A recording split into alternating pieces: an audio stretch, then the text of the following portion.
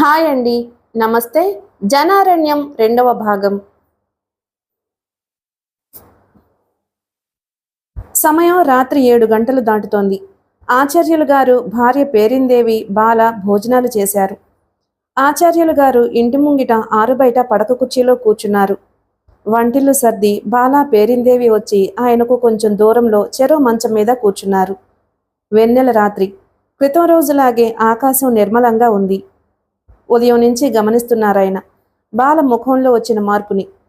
నిర్మలమైన ఆమె ముఖం కళతప్పినట్లుంది. యాక్సిడెంట్ అయిన వ్యక్తి సత్యమూర్తి ఫలానా అని తెలిసినప్పటి నుంచి ఆమె మరీ దిగాలుగా కనిపిస్తున్నట్లు అనిపించింది ఆయనకు. ఆయన మనస్సు పరిపరి విధాలుగా ఆలోచించసాగింది. ఆలోచనలను అదుపులో ఉంచుకోవడానికి ప్రయత్నిస్తూ అడిగారాయన, అమ్మా బాలా, అలా ఉన్నావేం తల్లి, ఒంట్లో బాగోలేదా అని. అబ్బే, అదేమీ లేదు బాబాయ్ అన్నది బాల. అది నిజం కాదని ఆ భార్యాభర్తలిద్దరికీ అర్థమైంది. ఏమిటో భోజనం కూడా సరిగా చేయలేదండి మరి, చెప్పింది పేరిందేవి. ఏమిటమ్మా అడిగాడాయన. ఏం చెప్పాలో బాలకు అర్థం కాలేదు. అసలు చెప్పడానికి ఏముంది గనక అనుకున్నది. తన మూడు చెదరగొట్టుకుని అనవసరంగా వాడను బాధ పెట్టానా అనుకుంది. పర్వాలేదమ్మా, నువ్వు నా కూతురులాంటి దానివే కదా, నా దగ్గర నీ సమస్య చెప్పుకోవడానికి సందేహిస్తున్నావా? చచా, లేదు బాబాయ్, కన్నబిడ్డ కన్నా నన్ను ఎక్కువగా చూసుకుంటున్నారు. మీ దగ్గర నాకు అరమరికలు సందేహాలునా? ఉదయం నుంచి నువ్వు బాగోలేవు. ఆ సత్యమూర్తి గారు నిన్ను చిన్ననాటి స్నేహితురాలు అన్నారు. అదే ఆలోచిస్తున్నావా? అతనెవరో తెలియకుండానే నువ్వు సాయపడి నీ స్నేహితునికి మేలు చేశావు. దానికి నువ్వు సంతోషించావా అమ్మా?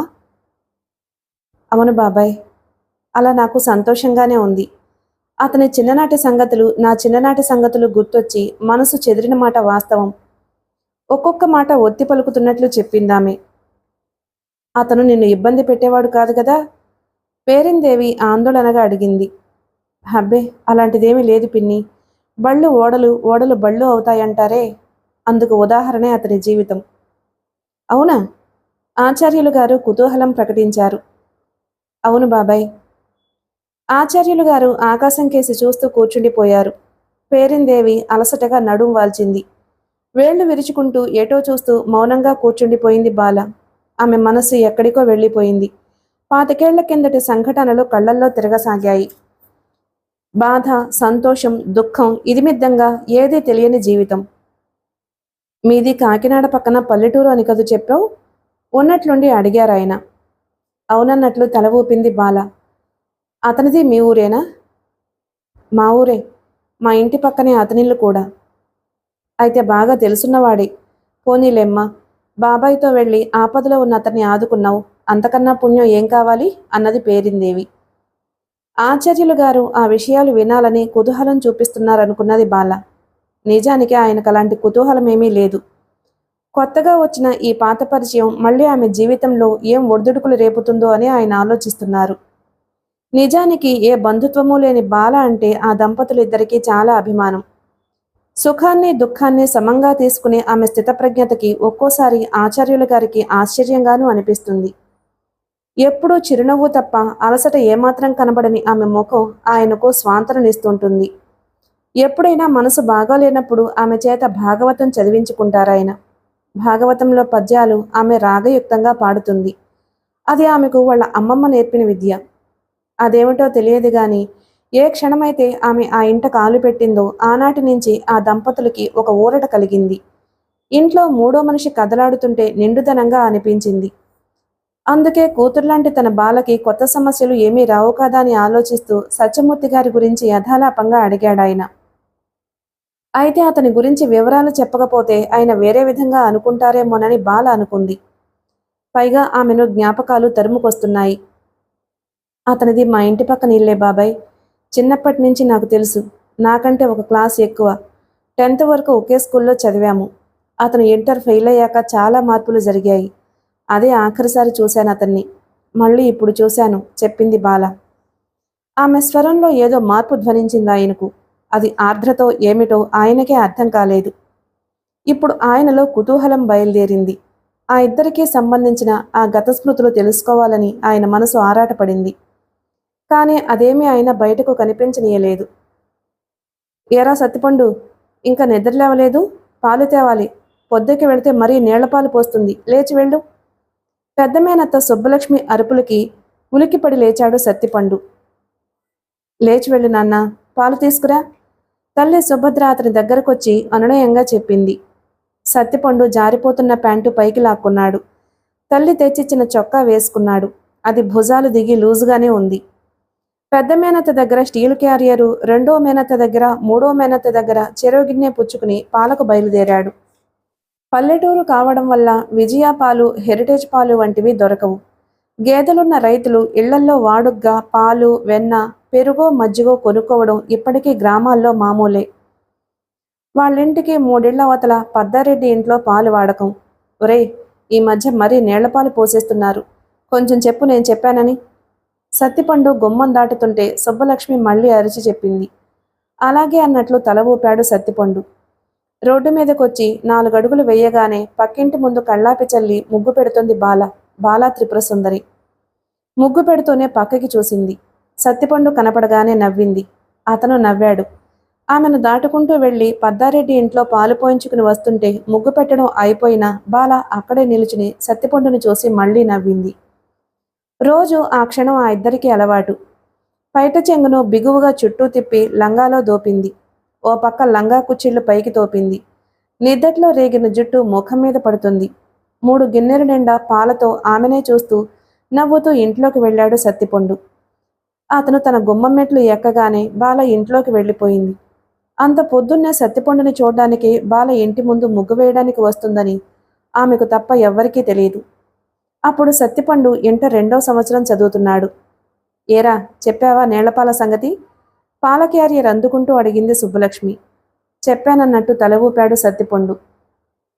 రోజు మేనత్త చెప్పే మాటే అది. మొదట్లో పాలు పోసేవాళ్లకి ఆ మాట చెబితే, ఆ మీ అత్తిచ్చే డబ్బులకి పొదుగు దగ్గర పాలు పోతారు మరి అని పద్దారెడ్డి కోడలు రుసరుసలాడింది. రెండో మేనత్త మంగ గిన్నెందుకుంటూ పాలు మాత్రం నీళ్లు, డబ్బులు తీసుకునేటప్పుడు మాత్రం ఓడగొట్టి మరీ తీసుకుంటుంది అని సణుక్కుంది. ముఖం కడుకున్రా, కాఫీ ఇస్తాను, పాలగిన్నె అందుకుని చెప్పింది మూడో మేనత్త సావిత్రి. అది సత్తిపండు ముత్తాత కట్టించిన మండువా లోగిలి. మండువాకి ఒక పక్క పెద్ద నడవ అంటే వసారా, మిగిలిన 3 పక్కల 2 గదులు చొప్పున ఉన్నాయి. నడవాకి ఒక మూలగా చిన్న గది ఉంది. ఆ చిన్న గదిలో కొడుకుతో ఉంటుంది సుభద్ర. ద్వారబంధానికి ఆనుకుని ఉన్న మొదటి 2 గదుల్లో సుభద్ర అన్నగారు లక్ష్మణ సుబ్బలక్ష్మి ఉంటున్నారు. ఆ పక్క పోర్షన్లో సుభద్ర పెద్ద తమ్ముడు భాస్కరం మంగ ఉంటున్నారు. చివరి 2 గదుల్లో సుభద్ర చిన్న తమ్ముడు రామం సావిత్రి ఉంటున్నారు. ఆ ఊళ్ళోనే లక్ష్మణ టీచర్గా పనిచేస్తున్నాడు. అతనికి 4 పిల్లలు. పెద్దమ్మాయి శ్రీవల్లి బాలతోటిది. మిగిలిన 3 కొంచెం ఎడంగా పుట్టారు. భాస్కరం అక్కడికి 3 కిలోమీటర్ల దూరంలోని ఊళ్ళో పంచాయతీ ఆఫీసులో క్లర్కు. భార్య మంగ ఎప్పుడూ ముక్కు చీదుతూ ఆపసోపాలు పడిపోతుంటుంది. కష్టపడి ఒక పిల్లాన్ని కన్నది. ఇక సత్తిపండు ఆఖరి మేనమామ రామం ఎంఆర్ఓ ఆఫీసులో పని. భార్య సావిత్రి కూడా డిగ్రీ చదువుకుంది. మనిషి మాట తీరు సంస్కారయుతంగా ఉంటాయి. ఎప్పుడూ ఎవరిని పల్లెత్తు మాట అన్నట్టు లేదు. వాళ్ళకి ఒక ఆడపిల్ల. అసలు సత్తిపండు తాతగారు అంటే సుభద్ర తండ్రి చనిపోయిన తరువాత ఆ ఇల్లు అమ్మేసి ఎవరి వాటా డబ్బు వాళ్ళు పనిచేసుకుందాము అనుకున్నారు అన్నదమ్ములు. తండ్రి బ్రతుకున్నంతకాలము అంతా కలిసే ఉండేవారు. అప్పటికీ తల్లి చనిపోయి 4 ఏళ్ల పైనే అవుతుంది. చిన్న చిన్న చిటపటలు తండ్రి కారణంగా ఉమ్మడి కుటుంబంగా సాగిపోయింది. అక్కడికి 15 కిలోమీటర్ల దూరంలోనే సుభద్ర అత్తవారిల్లు. సుభద్ర తండ్రి చనిపోవడంతో ఆయన సంవత్సరీకాలు అయిపోయాక ఇల్లు బేరం పెట్టారు అన్నదమ్ములు. అదేమిటన్నయ్య, ఇల్లమ్మేస్తున్నారు, ఇప్పుడంత అవసరం ఏమొచ్చింది అని సుభద్ర అడిగింది విషయం తెలిసి. నిజానికి లక్ష్మణకి ఇల్లమ్మడం ఇష్టం లేదు. కాని భార్య సుబ్బలక్ష్మి పోరు పెట్టింది. సుబ్బలక్ష్మి తోటికోడలు మంగ కూడబలుక్కున్నారు. లక్షలొచ్చి పడిపోతాయి అనుకున్నారు.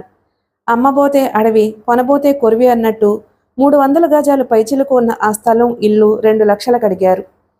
అన్నదమ్ములు సుబ్బలక్ష్మి మంగ ఆశ్చర్యపోయారు. ఇదేమన్నా కాకినాడో, రాజమండ్రో, విశాఖపట్నమో అనుకుంటున్నారా? పల్లెటూరు.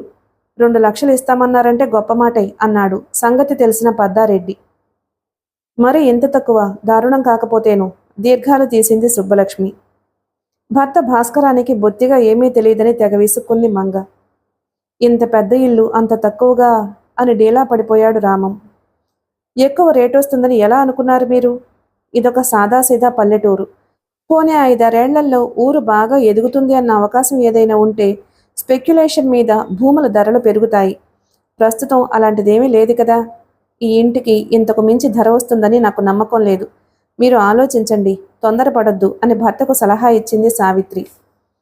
మీరలా నిమ్మకు నీరెత్తినట్టు బెల్లం కొట్టిన రాయిలా కూర్చుంటే కాదు. ఊళ్ళో కాస్త నలుగురిని వాకపు చేయండి రేటు విషయంలో అంటూ సుబ్బలక్ష్మి భర్తను హడావిడి పెట్టసాగింది. ఇదిగో, ఇంతమందికి వండి వార్చడాలు నా వల్ల కాదు. మీ నాన్నున్నప్పుడు తప్పలేదు.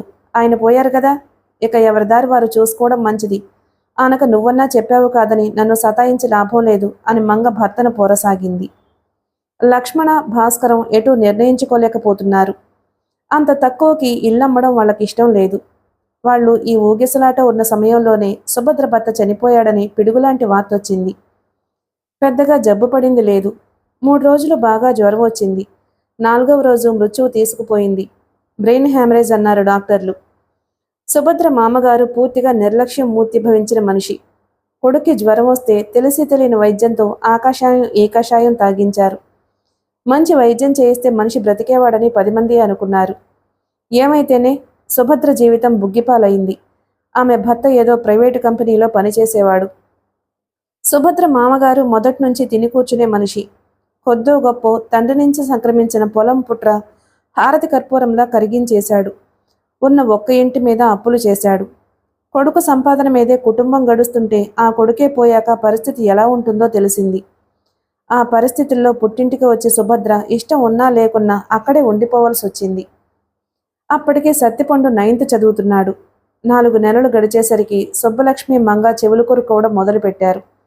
భర్తల్ని సతాయించడము మొదలుపెట్టారు.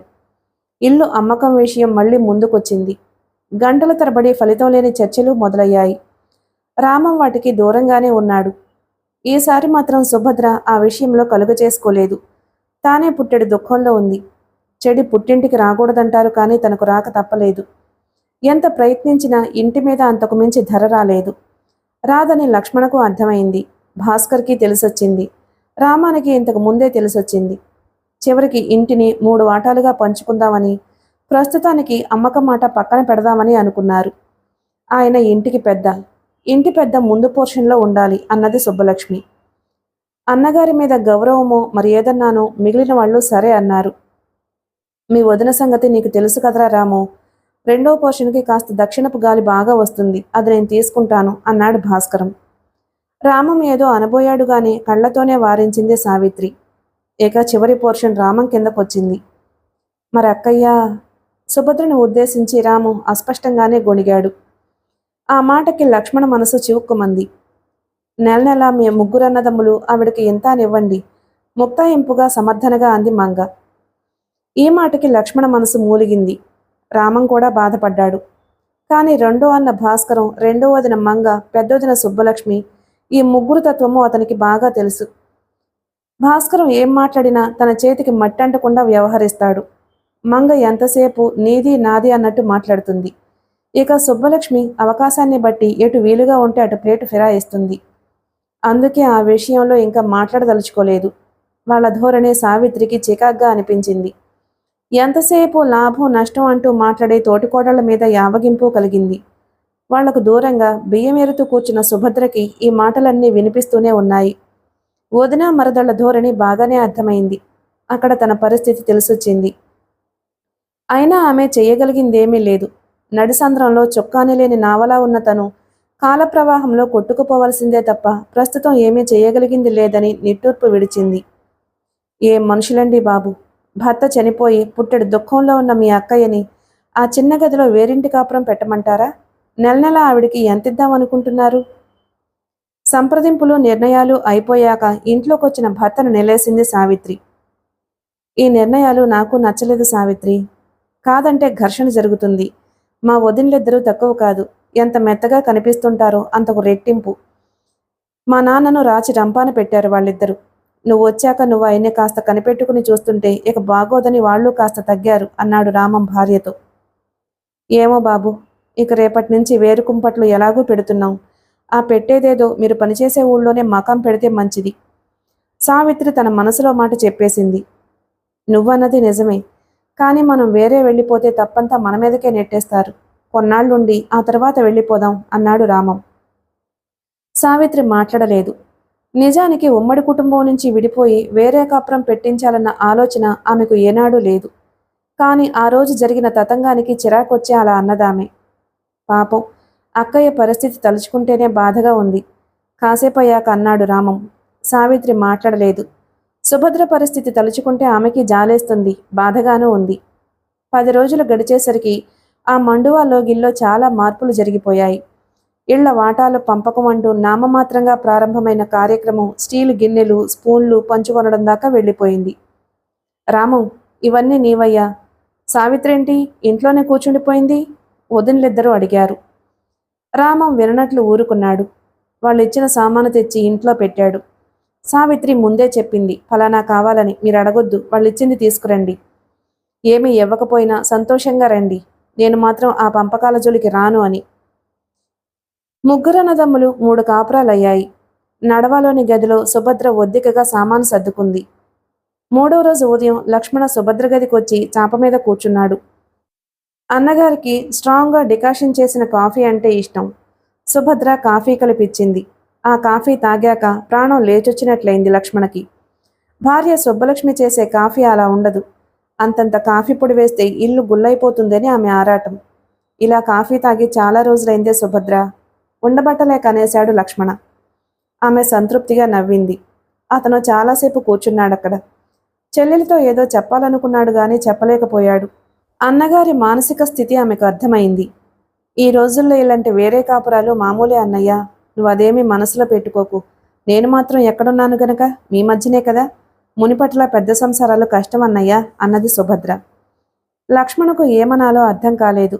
చెల్లెలి మనసు నొచ్చుకుందేమో అనునయిద్దామని వచ్చిన తనను చెల్లెలే అనునయించేసరికి ఏమనాలో తెలియక ఒక నిట్టూర్పు విడిచి లేచాడు. ఇంతకుముందు ఎక్కడ చదివావు? సత్తిపండుని అడిగింది బాల. చెప్పాడు. 9th చదువుతోంది. ఎగ్జామ్స్ రాశాను, ఇప్పుడు 10th వస్తాను. నేను వల్లి 9th క్లాస్కి వస్తాం, 8th ఎగ్జామ్స్ రాశాం. మరిప్పుడు ఎక్కడ చేరతావు? ఇంకెక్కడ, మన స్కూల్లోనే చేరతాడు, ఇక్కడే ఉంటున్నాడు కదా చెప్పింది శ్రీవల్లి. అవునన్నట్లు తల ఊపాడు సత్తిపండు. అతని పూర్తి పేరు సత్యమూర్తి. ముద్దు పిలుపు పండుతో ప్రారంభమై చివరికి సత్తిపండు దగ్గర ఖరారైపోయింది. వేసవి సెలవులు కావడంతో పిల్లలందరూ పెరడులో చెట్ల కింద చేరారు. అలా అక్కడ ఏవో పిచ్చాపాటి ఆటలు వాళ్లకు మామూలే. సత్తిపండు మేనత్త సుబ్బలక్ష్మి సంతానం ఆరోగ్యంగానే ఉంటారు. మంగ ఒక్కగానొక్క పిల్లాడు మాత్రం బలహీనంగా సుకుమారంగా ఉంటాడు. వాడిదంతా నాజూకు వ్యవహారం. ఇక సావిత్రి కూతురు కూడా ఆరోగ్యంగానే ఉంటుంది, తల్లిలాగానే తెలివైందిను. తండ్రి బ్రతికున్న రోజుల్లో సత్తిపండు జీవితం బాగానే గడిచిపోయింది. భార్యని కొడుకుని బాగానే చూసుకునేవాడు. గారాబం అని కాదుగాని సత్తిపండుని ముద్దుగానే చూసుకున్నారు భార్యాభర్తలు. తండ్రి పోవడం, మేనమామల దగ్గరకు వచ్చేయడంతో మొదట్లో చుట్టం చూపుగా వచ్చినట్లున్నా రాను రాను అక్కడి వాతావరణం కొత్తగా అనిపించింది సత్తిపండుకి. పెద్ద మేనత్త, రెండో మేనత్త మాటిమాటికి సత్తిపండు అని పిలుస్తూ ఏదో ఒక పని చెప్తూనే ఉన్నారు. తమ పిల్లలకి వాళ్ళు అసలు పని చెప్పరు. సావిత్రి అలా కాదు, సాధ్యమైనంత వరకు తన కూతురు చేతనే పని చేయిస్తుంది. మరీ అవసరమైతే తప్ప సత్తిపండుని పిలవదు. పిలిచిన ఆ పిలుపులో మర్యాద, ఆత్మీయత ఉంటుంది. వేసవి సెలవులు అయిపోయాయి. స్కూళ్లు తెరిచారు. సత్తిపండు టీసీ, సీసీలు తేవడం, శ్రీవల్లి వాళ్లతో పాటు అతన్ని అదే స్కూల్లో చేర్చడం అన్నీ లక్ష్మణ చేశాడు. 3 కిలోమీటర్ల దూరంలో ఉన్న మండలంలోనే హై స్కూలు. శ్రీవల్లి బాలతో పాటు సత్తిపండు స్కూలుకి నడిచి వెళ్తున్నాడు. అంతకుముందు స్కూలు వాళ్ళు ఊళ్ళోనే ఉండేది. ఇప్పుడు 3 కిలోమీటర్లు నడిచి వెళ్లడం, మధ్యాహ్నం చిన్న క్యారేజీ తీసుకువెళ్లడం, లంచ్ టైంలో చెట్ల కింద కూర్చునే క్యారేజీ తినడం కొత్తల్లో అంతా తమాషాగా అనిపించింది సత్తిపండుకి. ముగ్గురూ కలిసి లంచ్ తీసుకునేవారు. బాల తన క్యారేజీలో కూరో పచ్చడో చనువుగా సత్తిపండుకు వేసేది. సత్తిపండు క్యారేజీలో తనకు నచ్చిన ఐటెం ఉంటే అలాగే చనువుగా తీసుకునేది. శ్రీవల్లిది అంతా సుతారం. ఏ రోజు ఆమె సంతృప్తిగా లంచ్ చేసేది కాదు. వాళ్ళమ్మను తిట్టకుండా ఉండేది కాదు. చెత్తకూర పెట్టింది, చెత్త పచ్చడి పెట్టింది అంటూ. శ్రీవల్లి అలా తల్లిని తిడుతుంటే ఆశ్చర్యంగా చూసేవాడు సత్తిపండు. అతను ఏనాడు లంచ్ గురించి మాట్లాడుకునేవాడు కాదు. ఒక్కోసారి ఐటమ్స్ బాగాలేవని అలిగి శ్రీవల్లి లంచ్ తినడం మానేస్తే తన క్యారియర్ ఆమెకిచ్చి ఆమె చెత్త అన్న లంచ్ తను తినేవాడు. అమృతం తీసిపెట్టినా దీనికి నచ్చదులే అని బాల అనేది. చూడు, ఇది కూరేనా, ఎంత దరిద్రంగా ఉందో. శ్రీవల్లి విసుక్కోవడం. ఇంట్లో కంచంలో తిన్నట్లుంటుందా? పొద్దుటే ఆ మాత్రం మనకి చేసిస్తున్నారు, సంతోషించు అనేది బాల. శ్రీవల్లి మాట్లాడేది కాదు, విసుక్కుంటూ తినేది. ఒక్కోసారి సగం తిని పారేసేది. అన్నం అలా పారేయకూడదు అంటూ బాల నొచ్చుకునేది. శ్రీవల్లి చాలామంది మగపిల్లలతో మాట్లాడేది. పీరియడ్స్ ఎగ్గొట్టి వాళ్లతో అప్పుడప్పుడు బజారుకు వెళ్ళేది. బాలకు అవన్నీ నచ్చవు. అబ్బాయిలతో అవసరం ఉన్నంత వరకే మాట్లాడేది. నిజానికి శ్రీవల్లి వయసుకు మించిన దానిలా ఉండేది. శరీర సౌష్ఠవం, మాట తీరు అలాగే అనిపించేవి. ముగ్గురూ కలిసి స్కూలుకి నడిచి వెళ్లడం, కబుర్లు చెప్పుకుంటూ జోకులేసుకుంటూ స్కూలుకు వెళ్ళొస్తుంటే అలసటే అనిపించేది కాదు సత్తిపండుకి. శ్రీవల్లి మాత్రం స్కూల్ నుంచి రాగానే చాలా అలసిపోయిన దానిలా పడుకుండిపోయేది. సత్తిపండు కాసేపు సావిత్రి మేనత్త ఇంట్లో కూర్చుని టీవీ చూసేవాడు. తల్లి ఏదన్నా పెడితే తినేవాడు. ఆ తర్వాత హోంవర్క్ లేకపోతే టీవీ చూస్తూ కూర్చునేవాడు. అయితే రాను రాను సత్తిపండుకి ఇంటి పనులు ఎక్కువయ్యాయి. అతనికే కాదు, సుభద్ర పరిస్థితి అలాగే తయారైంది. సుభద్ర, కాస్త పప్పు రుబ్బి పెడతావా అనో, పచ్చడి చేసి పెడతావా అనో సుబ్బలక్ష్మి తరచూ పిలవడం మొదలుపెట్టింది. అలా చిన్న సాయంతో మొదలైన చాకరీ కొన్నాళ్లకి అలవాటుగా మారిపోయింది. మంగళను చూస్తే ఎద్దు కుంటిందని ఓ సామెత. అలాగే తోటికోడలకి సుభద్ర చాలా పనులు చేసి పెట్టేస్తుందని మంగకి కడుపు మంట బయలుదేరింది. దాంతో ఆమెకు రోజు ఆయాసం, తలనొప్పి, కొత్తగా నడువు నొప్పి వచ్చేస్తున్నాయి. 10 నెలలు గడిచేసరికి సుభద్ర ఆ 2 ఏళ్లలోనూ పని మనిషిగా, వంట మనిషిగా మారిపోయింది. దానికి తోడు భాస్కరం ఓ రోజు సత్తిపండుతో అన్నాడు, ఏరా సత్తిపండు, నువ్వొక్కడివి కూర్చుని అలా చదువుకోకపోతే ఈ పిల్లవెధవల్ని కూర్చోబెట్టి చదివించొచ్చు కదా అని. అంతే. మర్నాటి నుంచి పెద్ద మేనమామ పిల్లలు, భాస్కరం కొడుకు వసారాలో సత్తిపండు చుట్టూ చేరారు. మొదట్లో సరదాగా తల ఊపిన సత్తిపండుకి దానివల్ల వచ్చే ఇబ్బందులేమిటో ఆలస్యంగానే అర్థమైంది. అతను కాసేపు టీవీ చూడడం కుదరడం లేదు. తన హోంవర్క్ చేసుకోవడం కుదరడం లేదు. చదువుకోవడమో పోయింది. వాళ్లకు పాఠాలు చెప్పి ఎలాగో తన హోంవర్క్ అయిందనిపించేసరికి ఇక బద్ధకం వచ్చేస్తుంది. మంచం ఎక్కేస్తున్నాడు. కొందరికి చదువు సంచులు ఉండవు గాని అమోఘమైన తెలివితేటలుంటాయి సుమా. ఓ రోజు ఉన్నట్టుండి భార్య సావిత్రి అనడంతో అర్థంగాక క్వశ్చన్ మార్క్ మొహం పెట్టాడు రామం. అర్థం కాలేదా? అదే, మొత్తం మీద మీ అక్కయ్య సుభద్రని పని మనిషిని చేసేశారు మీ వదినలిద్దరూను. ఆ మాట వినగానే రామం మనసు చివుక్కుమంది. వాళ్ళకి బుద్ధి లేకపోతే వీళ్ళకైనా ఉండక్కర్లేదు? రామం వాపోయాడు. మీ అక్కయ్య ఏమో మరీ నోరులేని మనిషిలా ఉంది. అది చాలదన్నట్లు మీ చిన్నన్నయ్య ఏం చేశాడో తెలుసా? ఏం చేశాడన్నట్టు మొహం చిట్లించాడు రామం. పిల్లల్ని దగ్గర కూర్చోబెట్టుకుని చదివించమన్నాడు. బయట ట్యూషన్ ఫీజులు కలిసొస్తాయని. వీడు తల్లికి తగ్గ కొడుకేగా, సరే అని మొదలుపెట్టాడు. పప్పిని కూడా పంపత్తా అన్నాడు. నాకే జాలేసింది. తర్వాత పంపుతానులే అన్నాను. మీ అన్నయ్య పిల్లలు ఎలాంటివారో మీకు తెలుసుగా, వాళ్ళు చదవరు, అతన్ని చదువుకొనివ్వరు అని చెప్పి మళ్ళీ అవును, కొందరు ఎందుకిలా ప్రవర్తిస్తారు, తాము చేస్తున్నది తప్పు అని తెలియదా? స్వాగతంలా అన్నది సావిత్రి. తెలీదు సావిత్రి, వాళ్ళ దృష్టిలో తాము చేస్తున్నది చాలా రైట్ అనుకుంటారు. అలా అనుకుంటూ తమను తాము సమర్థించుకుంటారు. అంతెందుకు, మా పెద్దన్నయ్య గట్టిగా కళ్ళెర చేస్తే మా అక్కయ్య పరిస్థితి ఇలా ఉండేది కాదు. అలాగే మా చిన్నన్నయ్యను కొంచెం చూసే చూడనట్లు ఊరుకుంటే అదే అవతల వాళ్ళు అడ్వాంటేజ్గా తీసుకుంటారు. అదే జరిగింది మా వదినలు ఇద్దరి విషయంలో. ఇప్పుడు వాళ్ళు గీచిన గీటు దాటే ధైర్యం మా అన్నయ్యలకు లేదు. మరి మీరు నాకు అలా లొంగిపోలేదే? భర్తను ఓరకంట చూస్తూ నవ్వుతూ అడిగింది సావిత్రి. చూడు సావిత్రి, మనం ఒకళ్ళ మీద ఒకళ్ళం ఆధిపత్యం సంపాదించాలి అనుకోవడం లేదు. నీ మాటకు నేను విలువిస్తున్నాను, నా మాటకి నువ్వు విలువిస్తున్నావు. అందుకే మనం ఇలా ఆలోచించగలుగుతున్నాం. భర్త మాటలకు సంతృప్తిగా అతని వైపు చూసింది. పాపం, సత్తిపండును చూస్తేనే జాలేస్తుంది. మా బావ వాణ్ణి అపురూపంగా చూసుకునేవాడు అన్నాడు రామం. అవునన్నట్లు తల ఊపింది సావిత్రి. అలా 20 రోజులు గడిచిపోయాక ఓ రోజు రాత్రి 7 గంటలప్పుడు పుస్తకాలు పుచ్చుకుని వచ్చింది శ్రీవల్లి.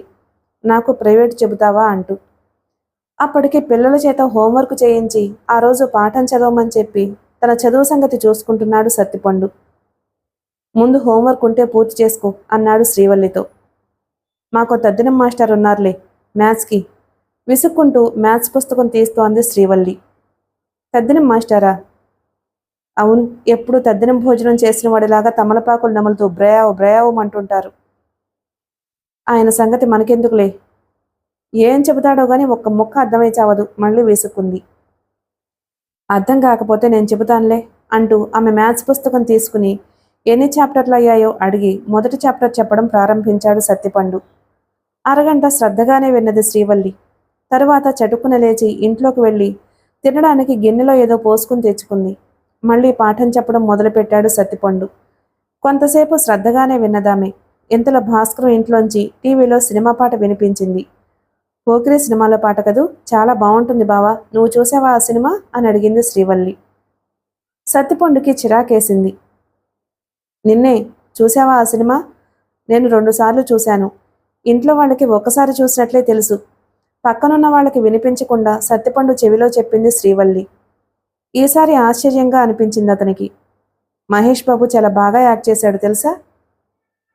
ఇదొక్కటే పోయొచ్చింది బావా, మమ్మల్ని తీసుకువెళ్లకుండాను, కుళ్ళుది. శ్రీవల్లి తమ్ముడు సుబ్బు ఉరఫ్ సుబ్రహ్మణ్యం అన్నాడు. ఘనకార్యం చేసినట్లు కిసుక్కును నవ్వింది శ్రీవల్లి. ఆ తర్వాత ఆమె చదువుకోలేదు. పిల్లల్ని సత్తిపండుని చదువుకోనివ్వలేదు. అంతా సినిమా కబుర్లలో పడిపోయారు. సత్తిపండు వాళ్ల మధ్య శ్రోతలా మిగిలిపోయాడు. ఇదంతా గమనిస్తుంది సావిత్రి తన ఇంట్లో నుంచి. కుర్చీలో కూర్చుని టీవీ చూస్తుందామె. రామం పక్కనే మరో కుర్చీలో కూర్చున్నాడు. భర్తకి సంజ్ఞ చేసి పిల్లల్ని చూపించింది. నేను చెప్పానా వాళ్ళు చదువుకోరు, అతన్ని చదువుకోనివ్వరని? నిన్నటిదాకా పర్వాలేదు. ఈరోజు శ్రీవల్లి వచ్చి చేరింది. సినిమా కబుర్లలో పడిపోయారు. ఏమీ అనలేక రామం ముఖం చిట్లించాడు.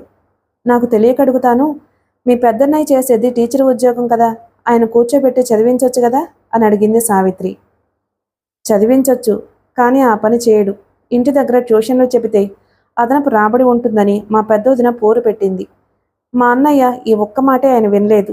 స్కూల్లో అరిచి అరిచి వచ్చి ఇంకా ఇంటి దగ్గర కూడా అరవమంటావా అని ససేమిరా ప్రైవేట్లో చెప్పనన్నాడు. పోన్లేండి, ఆవిడ చెప్పినట్టే మీ అన్నయ్య చేస్తే ఈ ఇల్లు ఓ తరగతి గదిలా ఉండేది అంటూ సావిత్రి మళ్ళీ నడవాకేసి చూసింది. పిల్లలంతా వెళ్ళిపోయారు. శ్రీవల్లి కూడా అప్పుడే లేచింది ఆవులిస్తూ. వాళ్ళంతా వెళ్ళాక కాసేపు కూర్చుని సత్తిపండు లేచి ఇంట్లోకి వెళ్ళాడు. అసలు ఆ ఇల్లు, ఆ వాతావరణం సత్తిపండుకు నచ్చడం లేదు. దానికి తోడు తన తల్లి ఎప్పుడు పెద్ద మామయ్య చిన్న మామయ్యల ఇంట్లో పనులు చేస్తూ ఉండడం మరీ నచ్చలేదు అతనికి. ఎప్పుడు వాళ్ళు నీకు పనులు చెబుతారేంటమ్మా? అయినా నువ్వెందుకు అస్తమానం వాళ్ళింట్లో ఆ పనులు ఈ పనులు చేస్తూ ఉంటావు? వాళ్ళు చేసుకోలేరా? ఓ రోజు అమాయకంగా తల్లిని అడిగాడు సత్తిపండు. కొడుకు అడగడం సుభద్రకు బాధగానే అనిపించింది. ఇందులో తప్పే ఉందిరా, నాకు ఒకరు అన్న ఒకరు తమ్ముడును. చిన్నత్తకి పాపం ఆరోగ్యం బాగుండదు కదా, పెద్దత్తకే పిల్లలతోనే సరిపోతుంది. ఇక్కడ మనం ఆ మాత్రం సాయపడ్డంలో తప్పేముంది చెప్పు? కొడుకు తలనిమురుతూ అంది. తల్లి మాటలు వాడికి సంతృప్తిగా అనిపించలేదు, అర్థం అయ్యే కానట్టున్నాయి. కానీ సావిత్రత్త తన తల్లి సుభద్రకు ఏ పని చెప్పదు. పైగా కూరో పచ్చడో ఏదో ఒకటి తెచ్చిస్తూ ఉంటుంది. పెద్దత్త ఇంటికి గాని చిన్నత్త ఇంటికి గాని టీవీ చూడ్డానికి వెళ్ళడు సత్తిపండు. వాళ్ళు తన పట్ల అదోలా ప్రవర్తిస్తారని అతని భావన. సావిత్రి ఇంట్లో అలాంటిది లేదు. ఆమె ఆదరంగా మాట్లాడుతుంది. రామం ఆప్యాయంగానే మాట్లాడతాడు.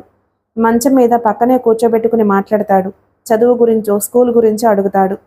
వాళ్ళ అమ్మాయి వచ్చి ఒళ్ళో కూర్చుంటుంది పప్పి. ఆ మాటే తల్లితోనూ చెప్పాడు సత్తిపండు. రామం మావయ్య మొదటి నుంచి అంతేరా, మంచివాడు. వాడిదంతా మీ అమ్మమ్మ అంటే మా అమ్మ పోలిక అంది సుభద్ర. మొత్తం మీద ఆ కాంపౌండ్లో సావిత్రి, రాము సత్తిపండుకి కాస్త ఓదార్పుగా అనిపించారు. రోజులు గడుస్తున్నాయి. సాయంత్రం స్కూల్ వదిలేక వచ్చి రోడ్డు మీద నిలుచున్నాడు సత్తిపండు శ్రీవల్లి బాల కోసం. ఇంతలో బాలొచ్చింది. ఇదిగో, నేను ఆటోలో రమ్య వాళ్లతో వెళ్తున్నాను, మీరు వెళ్ళండి. శ్రీవల్లి హడావిడిగా వచ్చి చెప్పేసి అంత హడావిడిగానూ వెళ్ళిపోయింది.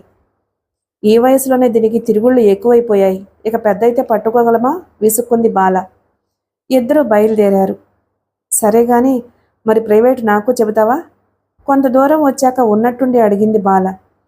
సత్తిపండు నవ్వి ఊరుకున్నాడు. నవ్వడం కాదు, నాకు ప్రైవేటు చెబుతావా అని రెట్టించింది బాల. రా, అలాగే చెబుతాను అన్నాడు. మరి ఫీజు ఏమిస్తావు? అదే, ఏమివ్వను చెప్పు. ఓ ముద్దిస్తా. క్షణంసేపు ఆగి అంది. చురుకున ఆమె కేసి చూశాడు సత్తిపండు. ఆమె తల ఏటో తిప్పింది మునిపంట నవ్వుతూ. ఏం మాట్లాడాలో సత్తిపండుకి స్ఫురించలేదు. ఆడపిల్ల నోటి వెంట అలాంటి మాట వినడం అతనికి ఇదే తొలిసారి. ఛానళ్ళు సినిమాల పుణ్యమా అని ఈ తరం వంట పట్టించుకుంటున్నది విజ్ఞానం కన్నా ఇలాంటి విషయాలే ఎక్కువ. బాల కూడా ఈ తరం అమ్మాయే, కాకపోతే శ్రీవల్లంతగా కాదు. సత్తిపండుని ఆట పట్టించాలనే ఆ మాట అంది గాని ఆ మాత్రానికే దారి తప్పిందని కాదు. ఏమనుకుంటున్నాడో అని క్రీగంట సత్తిపండుని చూసింది. అతను ముభావంగా ఉన్నాడు. ఏయ్, ఏమిటలా ఉన్నావు? నిజంగా ముద్దు పెట్టుకుంటాను అని భయమా? చస్తే పెట్టుకోను అంది నవ్వుతూ. సత్తిపండుకి నవ్వొచ్చింది గాని నవ్వలేదు. పళ్ళ బిగువన నవ్వాపుకున్నాడు. పర్వాలేదు నవ్వు అంది బాల. సరే, ఇంతకీ ప్రైవేటుకి రమ్మంటావా అని అడిగింది. నీ ఇష్టం అన్నాడు.